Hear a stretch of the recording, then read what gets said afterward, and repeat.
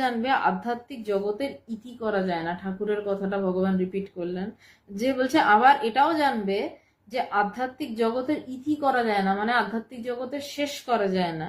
তাই জ্ঞানের গভীরতায় তারতম্য রয়েছে। জ্ঞান নানান রকমের হয়। যেমন ঠাকুর পঞ্চম ভূমির সমাধি থেকে জ্ঞান বলে মান্যতা দিতেন। পঞ্চম ভূমির সমাধি হয়, ষষ্ঠ ভূমির সমাধি হয়, আবার সপ্তম ভূমির সমাধি হয়। সপ্তম ভূমির সমাধির আবার 2 রকমের ভাগ থাকে। তার মধ্যে শ্রেষ্ঠ হচ্ছে অজাতবাদের বিষয়, যেখানে সৃষ্টির কোনো প্রসঙ্গই নেই।